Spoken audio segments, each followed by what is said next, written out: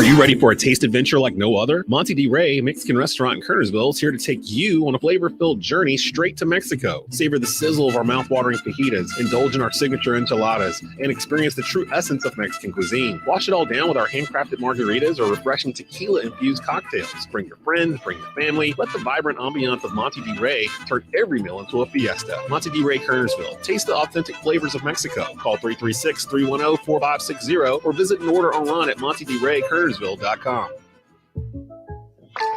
Hey, Jake from State Farm. We have to know. Yeah, there's a State Farm pajamas. No, what if we have to talk to somebody about our policy, but it's late at night? Call us 24/7. Great. Because what if someone still calls his mom for everything? We'll walk you through everything. At State Farm, we're there for your what ifs. Yeah, Mom, everything's great. Yeah. I mean, not my mom. Like a good neighbor, State Farm is there.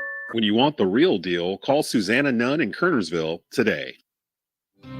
Greensboro's favorite hangout is calling your name. Natty Green's Downtown invites you to experience the heart and soul of downtown Greensboro's vibrant dining scene. Enjoy our mouth-watering dishes from juicy burgers to savory barbecue and everything in between. And what's a great meal without great brews? Natty Green's offers a hand-picked selection of craft beers that will perfectly complement your dining experience. So come on over to Natty Green's Downtown Greensboro. Find us at 345 South Elm Street or visit nattygreens.com online. Give us a call at 336-274-1373. Savvy shoppers of Kernersville, discover the hidden treasures waiting for you at Smith & Company Consignment. Get ready to score some incredible deals on gently used furniture, stylish clothing, and unique home decor pieces. You won't believe the quality at unbeatable prices. Looking to declutter? Sell your pre-loved items with us. Smith & Company Consignment is the perfect place to find a new home for your well-cared-for belongings. Visit us at 1515 Union Cross Road. Check out our website, smithandcompanyconsignment.com, or give us a call at 336-497-5290. So where exactly can you hear Tobacco Road Sports Radio? Oh, North Carolina, Kernersville, Salisbury, you know what I'm saying? Burlington. I didn't bring no Raleigh, Greensboro, Charlotte. For the best in live sports debate, live sporting events, and more, tune in to Tobacco Road Sports Radio. TobaccoRoadSportsRadio.com. It's the North Gate, baby. Archdale. You are locked into Tobacco Road Sports Radio, your home for Triad Sports. And you know this, man. This should be played at high volume.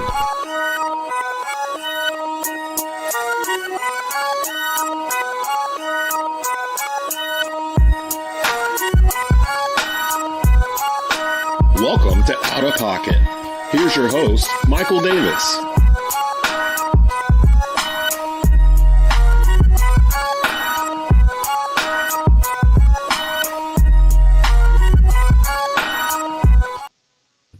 Welcome to Out of Pocket with Michael Davis on Tobacco Road Sports Radio, TobaccoRoadSportsRadio.com, and WWBG 1470 AM as part of your TGI Friday lineup.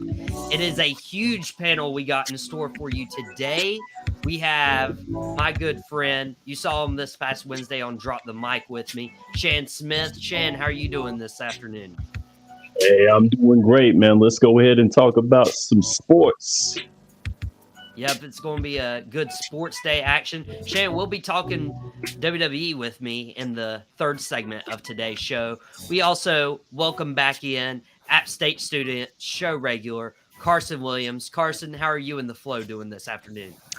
Me and the Flow are doing pretty good. I was actually worried about getting here. There's I don't know what's going on, but on 321, like all the lights are out. There's like cops waving people on. So I was like worried about getting here, but you know, I'm here ready to do the show.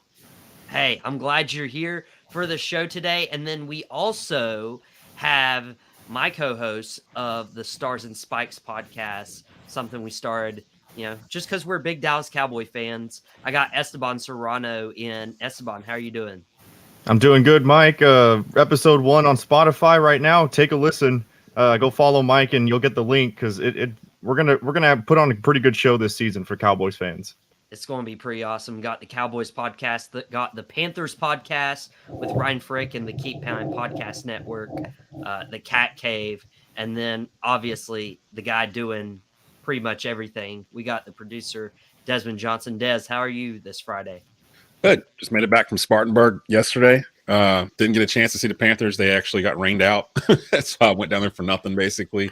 But it was an experience. And again, shout out to my boys over at Monster Subs and Grub in Spartanburg. That ended up being the only reason why I came was to get a sub from them and leave. And it was actually worth it. So definitely, if you're in that area, go check them out for sure. They're huge supporters of all the Panther stuff I'm doing and all the other stuff that's going on with these content creators. So ready to work, ready to get into the weekend. Yeah, it was pretty upsetting, me watching your social media posts, and you had like waited a couple days to get there, and you're like, okay, I'm finally going. And then you wake up the next day and it's like, oh, practice is canceled. And the sad thing was, I was sitting in my hotel room or Thursday morning. It wasn't even that bad of a storm. So I'm thinking, well, maybe they'll just push practice to noon or something because the Jets and Aaron Rodgers are here. But they practiced yesterday and the Panthers were ready to get out of town because it was the last day of training camp. I didn't know that until then. So they packed up and went back to Charlotte like before I even left the hotel. I was like, dang. So it was, I'll try it again next year. But, it was worth trying, I guess. Yeah, and getting that monster sub for lunch. That honestly, that sounded good. Love the It Chris looked Jericho delicious. It sure did. Best sub I've probably ever had in my life. And I don't say that lightly. Like the people who follow me on social media, they know how I am about my food. If I'm the best sub or best whatever I've ever had, it is the best whatever I ever had. It was fantastic. I was just talking to the owner about how I'm trying to figure out how to overnight a 12-inch sub up here to Kearney because they're 2.5 hours away. So I'm gonna figure it out. I'm gonna figure it out in the next month or two. I'll give you a report back. Appreciate it. Also give me the address if I ever make my way down there. But let's talk about some football here real quick. Now, there was a lot of debate earlier this year whether the Carolina Panthers should take Bryce Young or CJ Stroud. And it's no surprise to anybody else here that CJ Stroud had a terrible first preseason game against Bill Belichick and the Patriots. And it was ugly. And so I was like, let me go ahead and start the show off with just ridiculing this guy and telling everybody that through 4 throws in the preseason, I can go ahead and tell you that I was right and I was not out of pocket because none of my takes are out of pocket, even though I got trashed on last week for my Cam Newton takes. But CJ Stroud was not the guy to take. He also goes to the Texans, and that's not a good setup. Bryce Young has a much better setup in Carolina. But I wanted to ask you guys, what did you think of CJ Stroud's first preseason game? How much can you guys read into it? And does this solidify Carolina's decision to take Bryce Young with the first overall pick? Shannon, we'll start with you.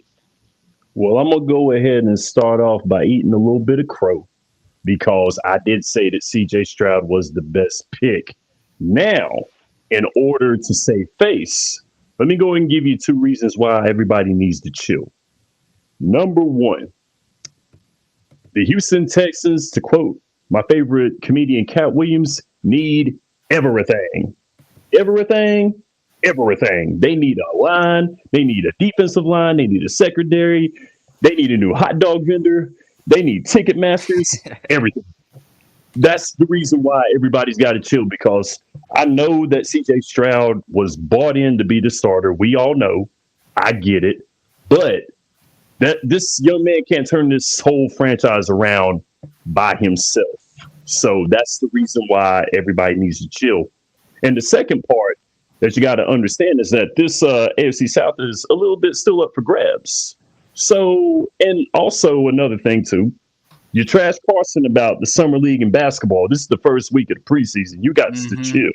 Yep. So these double standards. If we're gonna talk about preseason, I'm gonna talk. If we're gonna talk about preseason, I'm gonna talk about summer league. Okay, I'm about to make my own show so I can talk about these Cavs. Carson, I got you back, man. I got you back. I appreciate you, Shannon. I got you, man. For real, it's all good, man. That's well done. Well done. But yeah, that's all I got, man. That's all I got. Everybody got to chill. Well, we're skipping Carson because of him and Shane double teaming me there. We'll go straight to Esteban. Esteban, I'm not out of pocket for this at all. No, you're not. I have to agree. If we're going to talk about preseason the way in football, then we should talk about basketball. So I definitely agree with that. Just to go over his stat line real quick, he went 2 for 4, and in the first drive of the game, he threw an interception. He had 13 yards, but the Texans still won the game. Still, it's only one game. He only took a few snaps. This isn't going to determine the season. And Mike, we talked about this on Stars and Spikes. Whatever happens to the Cowboys this Saturday is not going to determine the season.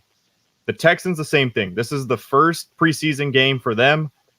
This is not going to determine the regular season. And people need to understand that part of it. That's all I got. It's a little too premature to say anything about this guy. Even though people did think he was the best over Bryce Young, some people at least. That's all I got. Well, let me pose this to you guys, because if you're looking at last night's preseason game and the stats, CJ Stroud 2 for 4, 13 yards and interception. Well, then you had 2 veteran guys. I mean, we'll consider Davis Mills a veteran. It's not his first year. 9 of 12, 99 yards, a touchdown. Case Keenum, he's been around the league so many times. I think this is his 3rd stint on Houston alone. 9 of 14, 79 yards, a touchdown. Like, I'm not usually for getting these rookie quarterbacks and then sitting them, especially when they're high draft picks. But it looks like a terrible situation that CJ Stroud's found himself in.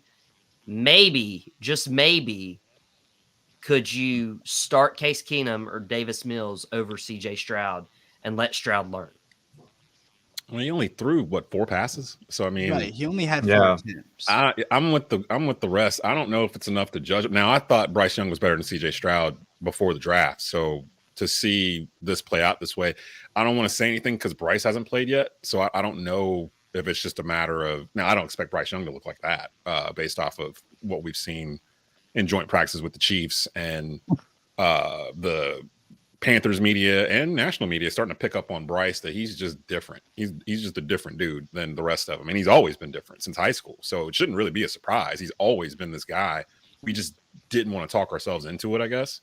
But with CJ kind of had to build himself up to the point to even be compared to Bryce. So for us to even knock down CJ after one outing, the Panthers traded up to number 1 from 9 to get Bryce Young. The Texans were at 2 for a reason.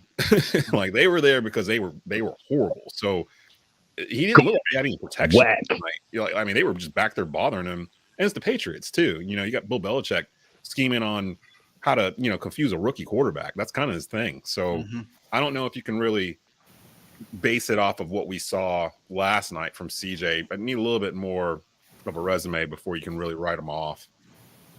This is the smallest sample size that we have ever actually dug into. I mean, you've got one preseason game where he threw 4 attempts, and what he showed us, we already knew. He's got decision-making problems, and he's got poor pocket awareness, and that's things that are pretty common for a rookie quarterback to get better at. Is decision-making and pocket awareness. So I just think that it's way too early to say that the Panthers made the right pick. I mean, I think that they did choosing Bryce Young, but it's not a definitive thing yet, especially when we haven't even seen Bryce Young play. We're kind of comparing CJ Stroud to nothing right now. We're kind of comparing him to our thought of what CJ Stroud should be, I guess. Right. Yeah. So we just need a little bit more. And he did pledge. There's a headline that says he did pledge to learn from his mistakes in the post-game press conference. So that's somewhat promising. Then the other thing I have to say is, since these two guys are playing for 2 different organizations, is it really fair to compare after a few games, maybe compared to just one preseason game? Because the Texans really have a weird system in running draft picks and the way they run their team compared to what Carolina may have. Every organization is different. They run their systems differently.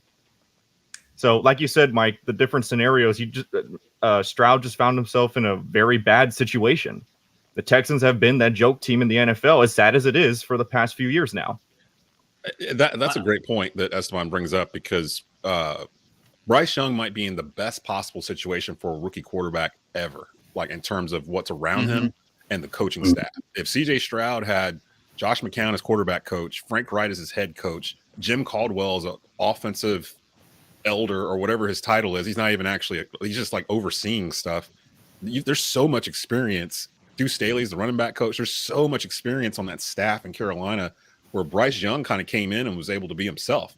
And plus, he learned the book faster than anybody I've ever seen. Like, he knows this offense. He was helping them install protections. Like, veteran quarterbacks don't even bother to do that. Like, Bryce Young is different. He's a Like, genius. he's a different he's dude. a football genius. Yeah, Like, he is totally like, I'm something 110% on board with Bryce Young at this point. Aaron Rodgers type. More than that, I think, in terms of mentally, well, in terms of let's like, slow I'm not down saying like, there. I mean, in terms of being able to process quickly. I have not seen a quarterback process this quick, maybe since Tom Brady.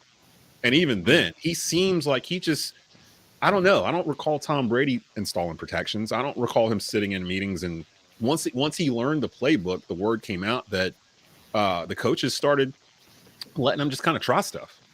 And we talked about this on Believe in Panthers. Like when they were doing red zone practice, they would do the actual play, and then the coaches are like, "Well, he's so far ahead. Hey, why don't you try this and this, and let's see what happens." That doesn't happen with a rookie quarterback. Like they're still learning the playbook at this point. CJ Stroud's still learning this playbook. Bryce Young, no, it's almost like he wrote the playbook. It's just a different kind of comparison going on here. I would even compare any of these quarterbacks in this class to Bryce Young.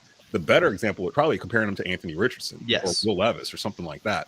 Because Bryce is a different breed than CJ Stroud. I think he's proven that. And this is my problem with the draft and pretty much all sports. Just like when Luka Doncic and Trae Young got traded for each other, and then like there was this rivalry that the media created. When like in reality they didn't care about each other. Like they had no real rivalry, and that's what it feels like we're doing with CJ Stroud and Bryce Young. When really like there's nothing there. Like Bryce Young is in a completely different league mentally than CJ Stroud. And we have known this like for a while. About 2-3 years. Yeah. Right. So there's really just no reason that the media has kind of put them together like they are. Well, they were the 1 and 2 picks. Right. But which you gotta makes look at sense. it. But Yeah. Shannon? It was Peyton Manning was number 1. Ryan Leaf was number 2. So it's kind of, That's what I was. That's what I was getting ready to get at, because you look at that draft there with Ryan Leaf and Peyton Manning. I think that Bryce is realizing this is my franchise, this is my squad. They pretty much said, "Here you go." And I don't know if CJ Stroud has like got that through his head yet, because he's probably looking around and looking at these guys like, "Who have I got?" I mean, he has nobody. I mean, granted, he's got a new coach. Like, Raheem was our defensive coordinator in San Francisco, and I love Raheem to death. Great defensive coordinator, but this is his first stint as a head coach. So he's learning the ropes. CJ's learning the ropes. Now in their positions, you look at Bryce. Bryce has got all this, like they said, has all these guys around him, these veteran guys around him, veteran players around him. And he's pretty much just molding into his own. CJ's really got to look around and be like, "Who have I got?" They just named him the starter like last week. They named Bryce the starter like a month and a half ago. Like there are two different situations going on. Like, you know what I mean? Like it's just not the same thing. It's not really fair to CJ, to be honest, because I think he is going to be a good quarterback. I don't know if he's going to be great. Like if he's going to be like top 5 anytime in his career, active quarterback. I think Bryce Young can be. Like that's their ceiling. Wow. Yeah, their ceilings are so way you think different. his expectations are all the way up here? I think if He's Bryce the Young, number 1 overall pick, they should be. yeah, right? if he's not like the best quarterback in the league, if he's not like an MVP at some point, then like I'll be surprised. He won the right, Heisman I'll be at surprised. Alabama. You know what I mean? Like he won a national championship at Mater Dei in high school. He's been about this life his entire time. Yeah, and he's a Heisman winner too. Yeah, he won the Heisman at Alabama, and the only Alabama quarterback ever to win the Heisman. Think about that. Like that's just he's a different dude, man. He's just different. So let me pose this to you. If Bryce Young's expectations all the way up there, do you think he could exceed what Cam Newton did for Carolina? Exceed in what way? I think so. Like, Well, everybody loves Cam Newton. Everybody like puts Cam Newton on this huge pedestal, even though I don't think he deserves to be there. I don't. Do you think Bryce could be like the best franchise quarterback in Panthers history? I think he'll get embraced more than Cam was if the results are there. Because Cam, as much as people loved him, he had detractors too. Like he had a huge fan base that would defend him to death, and he also had guys that would never defend him, like no matter what. And a lot of that goes back to the Auburn, Alabama stuff, and SEC and that kind of thing, and where we are in the Bible Belt in the South. So a lot of that had to do with that too. But Bryce is a different personality. It's kind of hard to not like him, you know, like regardless of where you stand. He just seems like that guy you would let your daughter date, you know, like for real. Like he just has everything kind of put. He's not smart. a DK Metcalf kind of. He's smart. He's very intelligent. He speaks very well. He's not cocky, but he carries a confidence about himself. Like for real, he would be someone that I would let my daughter date. Like it's just he's one of those kind of guys where you feel like you're in good hands. And with him being a franchise quarterback, I feel like the Panthers are good. The Panthers are set up to win now, to be honest. The Texans are not. Yeah. The Panthers are set up to win their division this year. The Texans are not. Again, two different organizations. Two different ones. Two different. And also, you see that Carolina is invested in Bryce Young. You don't see that with Houston and CJ Stroud. It was basically, hey, we drafted this guy right here. Show me what you got. And the Panthers are like, this is our guy. This is him for year 1, 2, 3, 4, and 5. This is it. So yeah, that's why until I see Houston show that they're behind CJ Stroud, you got to go with Bryce Young. It's conviction. No, I think that's the Panthers know what they have. The Texans are still trying to figure out what they have, and that's a huge difference in the NFL. That's a major gap, and sometimes teams figure it out, sometimes they don't. But the Panthers know what they have at this point. You can tell by listening to their coaches and players. They know what Bryce is. That he's QB1. Well, again, you could tell that from Josh McCown's video before he was ever hired as a Panthers quarterback coach, before the Panthers ever traded up to number 1. McCown broke down Young and Stroud exactly what they were, and McCown cited Stroud's decision-making was a huge question mark for him, that you can like try to coach it out of him, but a lot of times it won't happen. And with Houston having a defensive-minded coach, that's going to set Stroud up back even further. Remember, too, Stroud was throwing to probably the best wide receiver core in the country at Ohio State last year. Like Marvin Harrison Jr. is probably the best wide receiver in the country. And he had him. So there was probably some times where Harrison Jr. is making him look better than he actually is, which isn't his fault. That happens. But Bryce has kind of done it again at every level. So it's like his resume is just different. He is just different. CJ, he's going to have to work for it. So like when Mike Evans made Johnny Manziel look a lot better than he actually was. Dude, I just watched that last night. I have way more respect for Johnny Manziel because my man wasn't looking at film at all. Like not a bit. And I'm like, how is he knowing what's going on? He's just playing backyard football at A&M and won a Heisman. I'm just like, and drunk while he was doing it. I got more respect for Johnny. I got way more respect for him than I ever did. That's the exact opposite of what you should have. You should be like, why did he not try? That is hard. He's playing in front of 100,000 people in the state of Texas every week, and he's dropping 70 burgers on teams. Like, what? Like, I never liked Johnny Manziel because of his size, but after watching that, I'm like, man, if you'd actually, kind of like Mike Vick, if you'd actually studied some film, who knows what would happen? You've been nice. You've been nice, but you didn't want to do that. So, lesson learned, I guess. Lesson learned. We'll have to see what the quarterbacks do, whether it's CJ Stroud in Houston, Bryce Young in Carolina, Anthony Richardson in Indianapolis. We have a lot of comments flood in the YouTube section right now. You can engage with us. You can communicate with us. We got our first Shannonite and Michaelite on the channel. So thank you. Shout out to Hector for showing me and Shannon some love. Surprised you put Shannon before me, but it's okay. Aaron Schneier saying I'd be disappointed if Carolina doesn't win the division this year. This is set up for the Panthers win the division this year. That's what it's all set up for. People starting to come around because I saw Saints and Falcons a whole lot, and then people I think sat down and were like, well, what did the Saints and Falcons do in the offseason compared to what Carolina? There's a whole list of stuff Carolina did. So they're slowly coming around, but we're cool with being underdogs. I think Carolina's a clear-cut number 1, and then it's going to be Atlanta, New Orleans, and Tampa is like just fighting not to be in the XFL. But Well, they're trying to. I think Tampa is just trying to do. Did you see what Baker Mayfield said? He straight up came out and he was like, I'm not that guy. I'm not him. Yeah. What? We all know. Wait. Yeah. Come on, man. You don't start just for that. You don't start at all. You sit on the end of the bench until I tell you to get up and go to the bathroom. You ain't get no. Yeah, Baker, we all know you're not that guy. He was referring to like what Tom Brady had done, and he's like, "Yeah, I'm not going to be Tom Brady." But it's so yeah. right. Hey, Panther fans, He's supposed to think he is. Like if he's Right. the franchise QB, like what? But you got to look at it too, though, man. He forfeited the game to Deshaun Watson when Cleveland signed him. So I expect this out of Baker Mayfield. yeah. Yeah.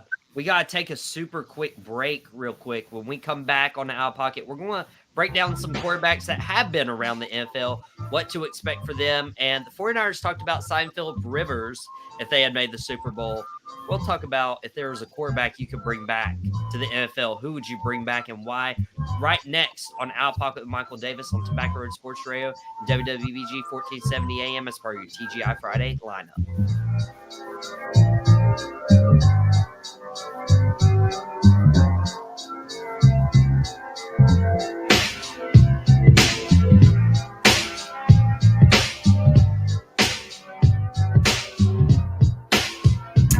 Find your next car at Auto Store of North Carolina in Walkertown. Their goal is to make car shopping and car buying experience fast, friendly, and easy. They have helped hundreds of customers get behind the wheel of a newer, reliable, quality used car, and they could help you too. Stop by and speak with one of their sales professionals today and drive away with your new car. The Auto Store of North Carolina, 4964 Reedsville Road in Walkertown. Give them a call at 336-595-8550 and view the current inventory of vehicles at autostoreofnc.com.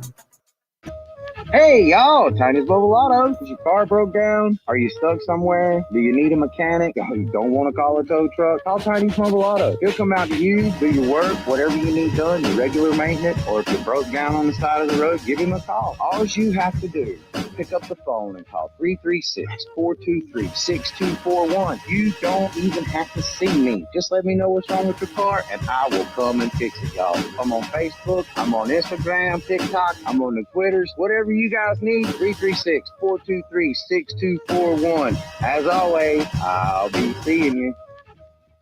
Are you looking for the next best soul food spot to please your palate? What if I told you there's one right under your nose? Welcome to Taste of the Triad, located in the old Bell Brothers Cafeteria, location at 4320 Old Walkertown Road in Winston-Salem. Authentic Southern comfort food in a family atmosphere.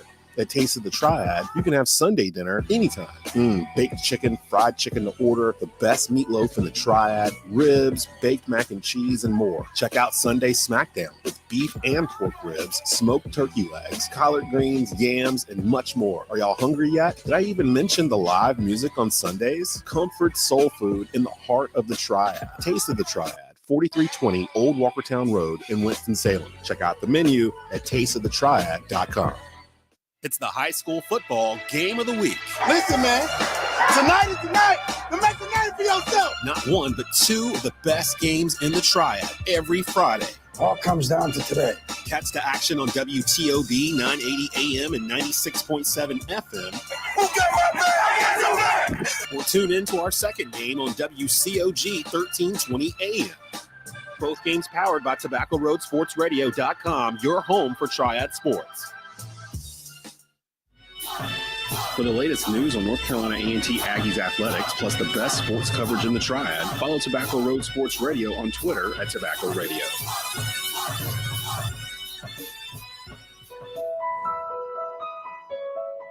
When I think of Mountain Valley Hospice, I think of teamwork, caring, honesty. The one word that I would say to describe Mountain Valley is we're family. Pardon me, B-Dot here, and as the voice of the Greensboro Swarm, PA for the Hornets, and the sixth man of Carolina basketball, I do it all. Just like Beamer Tire and Auto. Alignments, new tires, NC State inspections, oil changes, they do it all. And with 3 locations in High Point, Greensboro, and Kernersville, B-Dot and B-Tar, yes, we do it all. If you need details, visit BeamerTire.com. This is PJ Washington, and you're listening to Tobacco Road Sports Radio on WWBG 1470 AM, your home of the Hornets basketball in the Triad.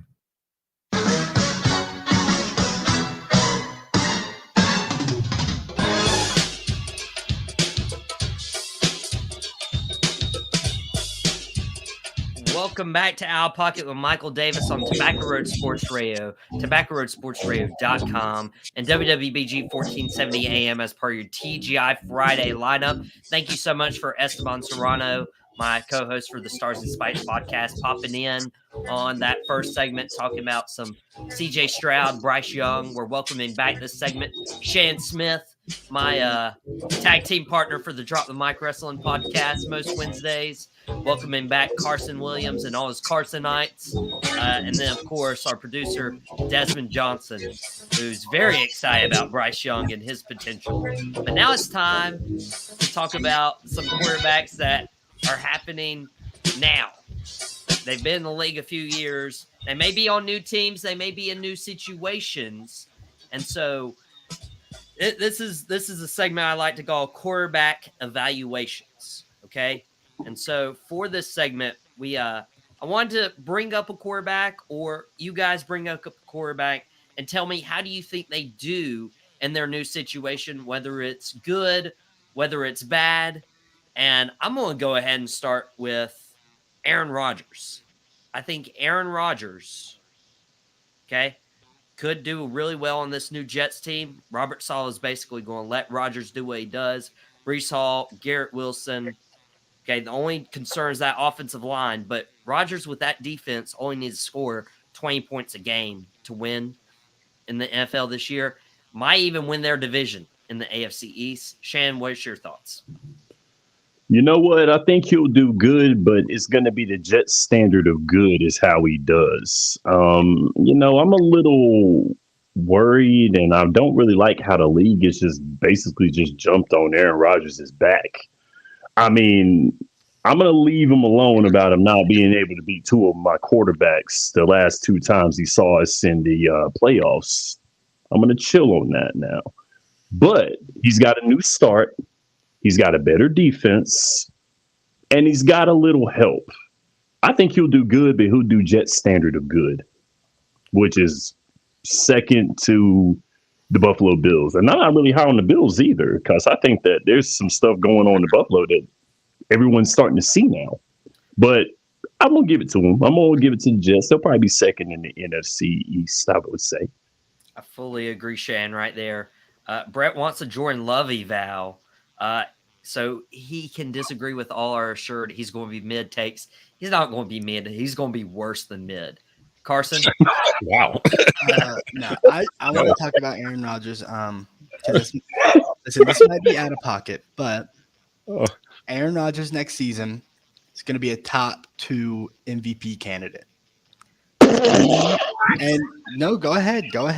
I want to hear it. Seriously. Did he get the what take? Same thing. You guys did the same exact thing with my Jokic take, so I seriously want to hear it. Listen. And the Jets are going to make it out of their division. Right? Last year on the Packers, he had arguably the worst receiving core in the NFL. And now he's got Garrett Wilson, who he himself has been comparing to Devontae Adams, okay? And that's a high bar. Last year, the Packers had the worst chemistry in the NFL, and Aaron Rodgers loves New York. He loves being on the Jets. And then they got one of the best defenses in the league, like you said, Michael. So he doesn't need to do all that much. But yeah, I think that he's going to be a top 2, maybe top 3 MVP candidate. What? So I'm gonna push back on that for one reason and one reason only, and that's based off of what happened during Jets and Panthers practices or whatever. The one you went to? No, the one I should have went to. Sorry. Wednesday one. The Jets don't have an offensive line. Like, you can't throw the football if you're sitting on your behind. And Aaron Rodgers is going to get chased all year unless they do something in the next, because he's not even going to play preseason. So they got to make a move in the next week or two to secure this offensive line, because without that, none of that other stuff matters. Their defense, they might have low-scoring games, but if they can't score because Aaron Rodgers is constantly being pressured, the word on the street was that Brian Burns was in his backyard all day on Wednesday. Like, they could not cover him. To be fair, Dwayne Brown's been out with an injury. Once he comes back, I think that gets fixed. I think he's back. I think he was in Spartanburg, actually. I thought I saw some tape of him down there, because the Jets had practice anyway on Thursday. They still practice at 10:30. It was just close to the public. So since they were already there, and I thought I saw some film of him and some drills. So he's out there too.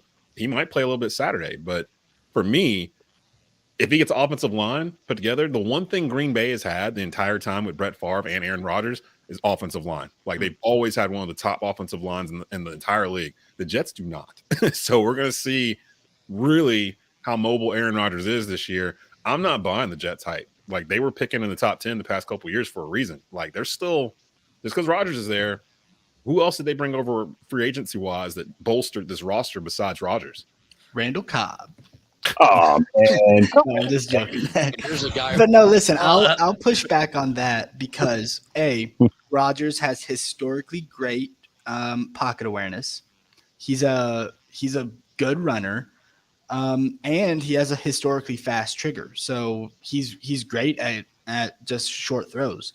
Yeah, for sure, they have a bad offensive line, but I don't think it's enough to slow the Jets down. I really think Aaron Rodgers is completely going to be able to work around that. And like you said, he's calling all the shots. And that was really where his downfall was in Green Bay, is when the new coach came over, Matt LaFleur, and he said, I'm the coach, I'm calling the plays. And Aaron Rodgers is a historically one of the best audible callers ever. I mean, maybe the best. And now that he has that freedom, I'm liking the Jets' chances. Their only weakness was quarterback last year, and they fixed that. Brett Super Salty, that another one of his Packer Hall of Fame quarterbacks, went to the Jets to get out of Green Bay. But Carson, who do you want to bring to the quarterback eval table? I would like to talk about Jordan Love. As a Packers guy, and I really do think he's going to be better than any of you guys think. It kind of feels scripted to me, honestly. I mean, he sat behind Aaron Rodgers just like Aaron Rodgers sat behind Brett Favre, and like, if you watch their tapes in college, like, they look pretty similar. Jordan Love is pretty good throwing on the run. He's a very mobile quarterback. I like Jordan Love, and I really think that he's going to surprise you guys, and the Packers are going to surprise you guys. I think he's going to be worse than mid.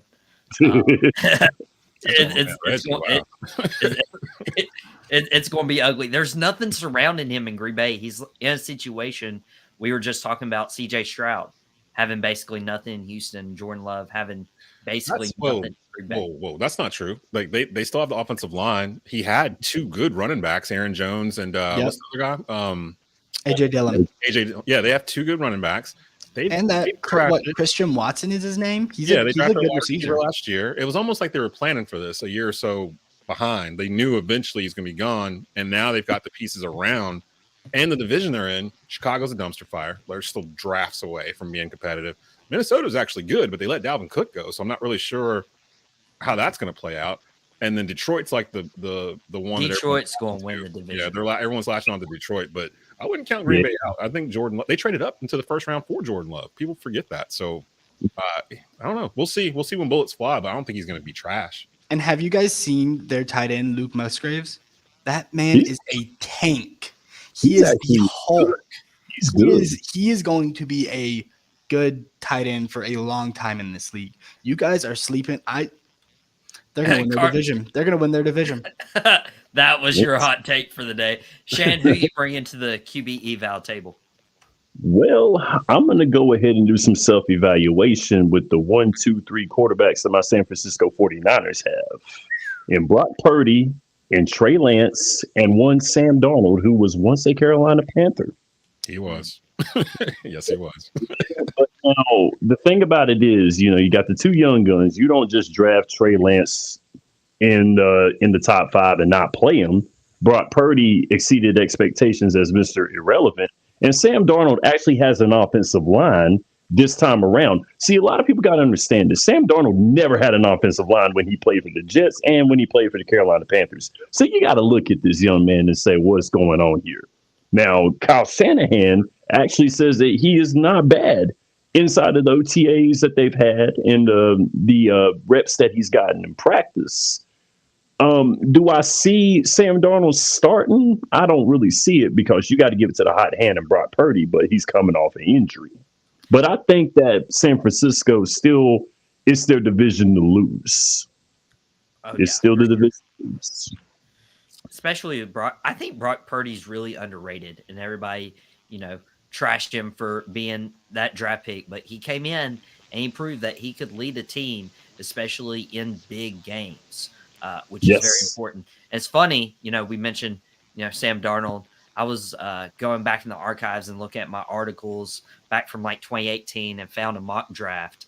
And Sam Darnold and Baker Mayfield were the 2 hottest quarterback prospects that year. They went 1 and 2. Yeah. I think Darnold went 3 to the Jets. Was it 3? I thought they were. Yeah. Oh, yeah, you're right. You're right. Yeah. And Mayfield went 1 to the Browns. Yeah. And then it was like, neither of them were good, and both of them played for Carolina at one point in their year. I mean, he was here. He was a Matt Rule like decision. So we can just start right there. he was selected by Matt Rule to come over here and patchwork what he had did with 2 other quarterbacks before Darnold even got here. They were still building an offensive line. Yeah. Now the Rule had on the bench. Like we're just talking about Matt Rule. No more Matt Rule in Carolina. Panther fans are excited. One thing Shan mentioned was the 49ers, all their quarterbacks started getting hurt at the wrong time. And there was a report that Kyle Shanahan was going to reach out to Phillip Rivers about playing in their Super Bowl if they had won the NFC title game against the Eagles. So that brings up a really interesting point. I just wonder if you guys have like a quarterback in mind where you're like, oh, I would definitely bring them back into the NFL at this age right now to play for a certain team. Carson, who do you have? Wait, so not at their peak? Wait, not in the prime? You mean like, what do you mean? Like, well, because I was thinking like I did that wrong. Some like maybe Dan Marino, quarterbacks who I never got to see. If you could parachute a quarterback in their prime on a team, I thought that's what you meant. Okay. Is that not what you meant? Let's parachute. I'm pretty sure we'll get all the Joe Montanas and Peyton Mannings of the world. Michael is not going to like my answer, but if I could just put prime Cam Newton back in the league, I want to see it so bad. Your standards are so low. Electric. It was so. Talking Cam about Newton has top 5 peak, top 10 peak ever. He might get in the Hall of Fame off of 1 year. That at least we're finally admitting it was 1 year. I'm saying that was his peak year. Like he might get in just off that peak year, but he had other good years. He really only had like a 7-year run in Carolina. But that peak year was just absolute electricity. I would I just want to see it so bad. Just one more time, one more game. If I could just see it, I would be happy. Actually, he was going to be my pick too. 2015 Cam Newton, either on this year's Carolina Panthers team or this year's Dallas Cowboys team. If you put 2015 Cam Newton on that Dallas Cowboys team, that's dangerous. They would go to the and they would win it. Like literally, like it just. That's it. That's it. Trying to push my buttons. I don't know why. Like he's right. Winning. You like winning. Right. You like to win, Mike. I love winning games, but Cam couldn't get the ball 30 yards down the field. Shan, who's your? That's not true. He's such an underrated deep ball thrower. This is the thing, Mike. You said earlier. How much accuracy do he have? And this is the thing, Mike. He was like a 59-60% completion. You said earlier that Cam, like everybody was rooting for Cam, but in 2015 there was like 75% of NFL fans were like, he can't throw the ball. So like he I don't know why he's winning MVP. He can't throw the ball. When he was such an underrated ball thrower and the most electric runner we've ever seen. He's the only Absolutely. quarterback to have thrown for over 35 touchdowns and ran for 10 in the same season. He threw for 4,000 yards that year. Like, he's going to camp. Yeah, I don't understand this Cam slander. I really don't. That man is going to camp. Shan, you have no idea. I was licking my chops when y'all were doing that. Y'all were doing that. I was not a part of that. I was licking my chops at the time when I was watching that. When the season starts, we'll get in it. Yeah. Shan, real quick before we get into break, who's your quarterback?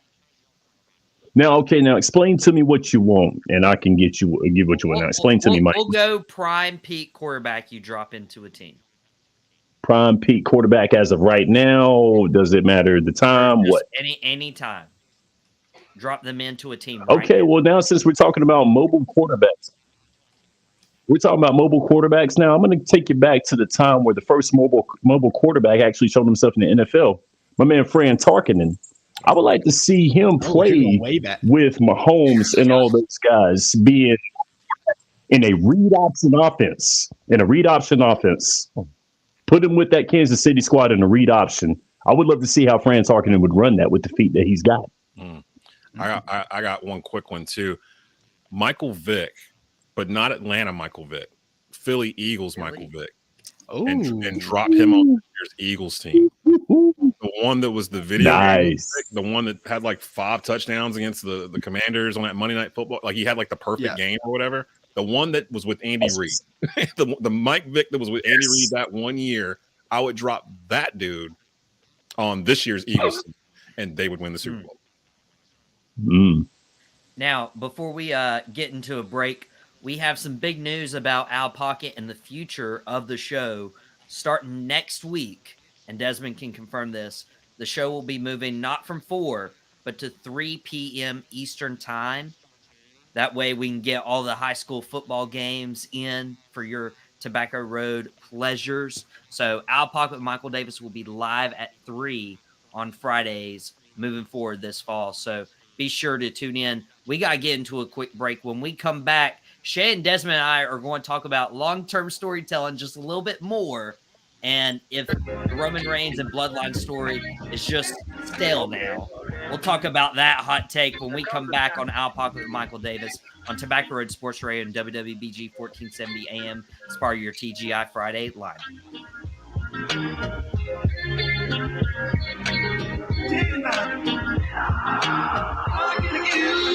Savvy shoppers of Kernersville, discover the hidden treasures waiting for you at Smith & Company Consignment. Get ready to score some incredible deals on gently used furniture, stylish clothing, and unique home decor pieces. You won't believe the quality at unbeatable prices. Looking to declutter? Sell your pre-loved items with us. Smith & Company Consignment is the perfect place to find a new home for your well-cared-for belongings. Visit us at 1515 Union Cross Road. Check out our website, smithandcompanyconsignment.com, or give us a call at 336-497-5290. Looking for your real estate expert in Kernersville? Meet Nikki Rottweiler, your go-to expert with the unrivaled knowledge of the market. From hidden gems to prime profiles, she's got the inside scoop. Don't miss out on the opportunity of a lifetime. Contact Nikki Rottweiler today and experience the difference firsthand. Call Nikki at 336-448-9309 to get started. Head Realty Group, opening dreams one door at a time.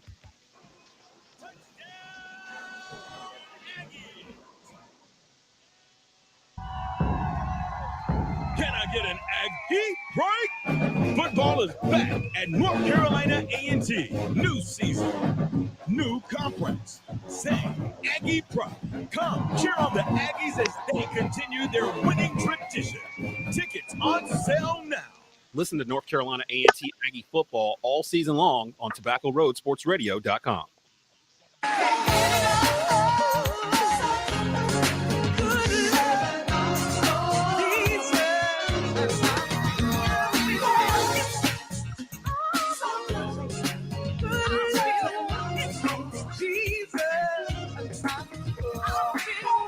Welcome back to Al Pocket with Michael Davis on Tobacco Road Sports Radio and TobaccoRoadSportsRadio.com as part of your TGI Friday lineup. We're also on WWBG 1470 AM. We're thankful for Esteban stopping by, thankful for Carson stopping by, talking some NFL quarterbacks. don't always agree with them, but that's what makes for good discussion.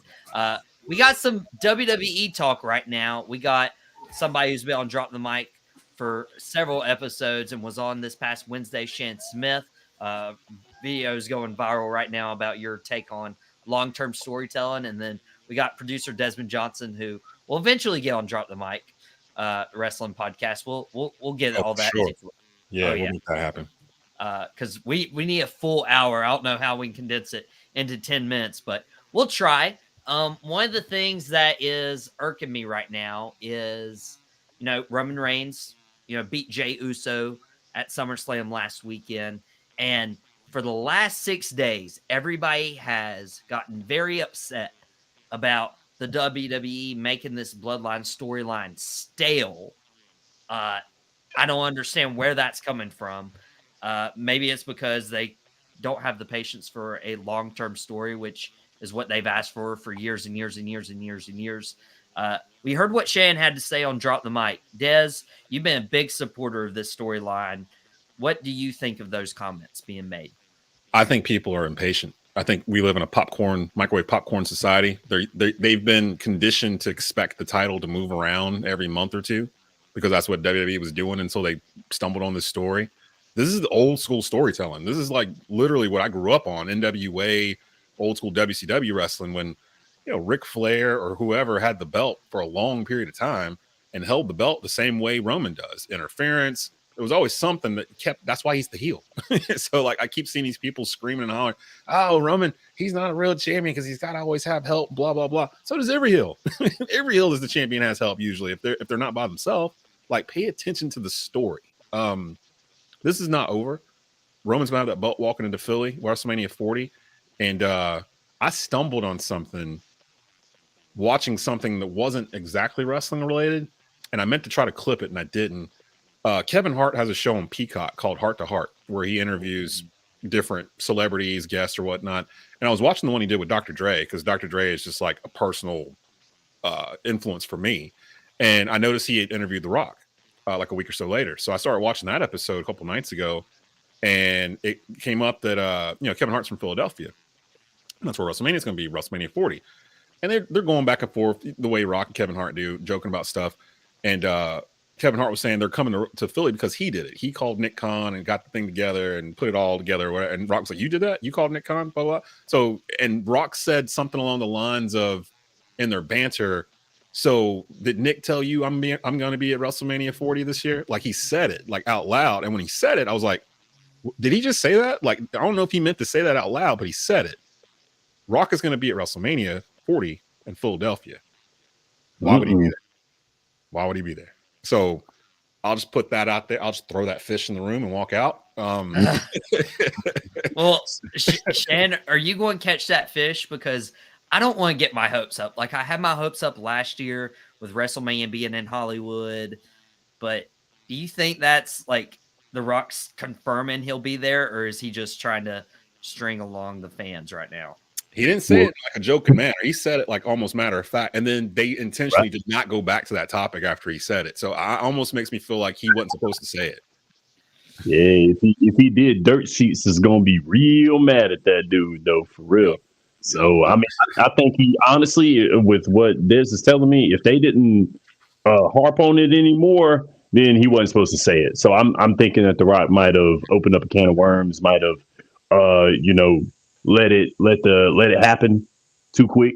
You know what I'm saying? So yeah, I think he's holding the title until WrestleMania. It's got to be done. Has to be. Now I will say that in terms of challengers, they have it set up on SmackDown where really he only needs one or two big challengers to get to Royal Rumble, because that's where they would set up the whole thing with Rock. So really, you could do that with AJ Styles and OC, who are on SmackDown. And then you can do it with Bobby Lashley's new group right after that.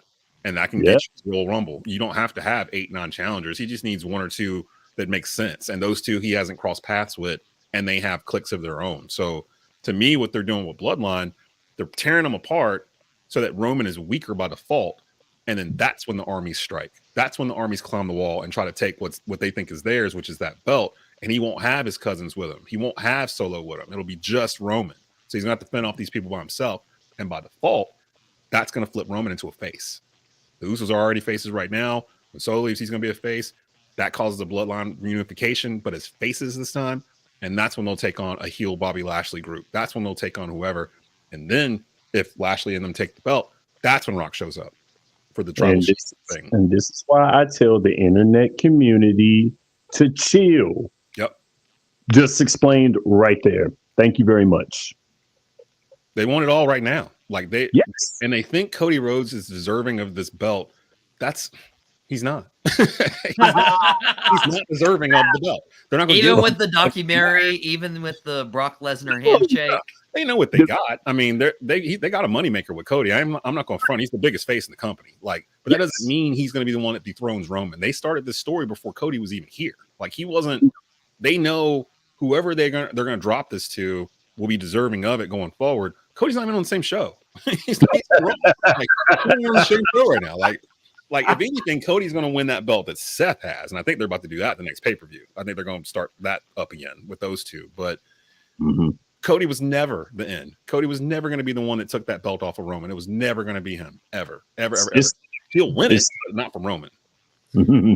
Imagine how good your storytelling is for long term, that you had people believing that it was going to be Sami Zayn, that it was going to be Cody Rhodes, that it was going to be Jey Uso. Yep. That's damn good storytelling. That's what it's supposed to be. Like that's the part I understand. People are like, it's stale. The past 3 or 4, you missed Drew McIntyre. Like we went into all those matches thinking, oh, Roman might lose this match. Brock Lesnar a couple of times. Like we've thought he's had a chance to lose these matches, and he's come out victorious every time, and that's what people are getting tired of, which means the story's working. That's what it's supposed to. Because at the end of the day, Roman's a heel. You shouldn't leave that event like, yeah, our guy won. It was like, oh man, Flair like, again. Like it's supposed to be like that. So not when the story is going to end, but like when is like the Roman's title reign going to end? Dude, that's every heel change history of wrestling. That's doing what Roman Reigns is doing right now. The Honky Tonk Man done it with the Intercontinental title. Oh man, I mean, every time it was interference. Look what MJF's doing in AEW. Yep, Gunther's doing it right now with the IC title. Like it's just a smaller scale than what Roman, but it's the same exact thing. Like you want to see somebody beat the heel, but you got to have somebody that makes sense. And I've always thought it never made sense for Cody to beat Roman. It'll make sense down the road for Cody to be whatever that title's called now, WWE. What is it? Universal Heavyweight Championship. He'll have a chance to win that belt, but it will not be from him pinning Roman Reigns. It'll be from whoever beats Roman Reigns. Like he'll get a chance to finish his story. But his story finishing is not the end of the Bloodline story. Their story is a completely different story. And I don't think people understand that. They get it like crossed. They get mixed up a lot of times. And I feel like with the Bloodline story, they're like, oh, SummerSlam wasn't as good. And so SummerSlam was trash and everything. Guys, I don't know SummerSlam. I think SummerSlam can sometimes get a little overhyped, overvalued. I was looking at the last few SummerSlams, and I think the Royal Rumble or even Money in the Bank has been 2 better solid pay-per-views year in, year out. Do you think SummerSlam still has its Big 4 feel, Des? I think it's still Big 4, but it's not. It's in my mind, Royal Rumble's number 2 because it sets up WrestleMania. So it's for me, it's always been WrestleMania, Royal Rumble, SummerSlam, Survivor Series. So those are the Big 4.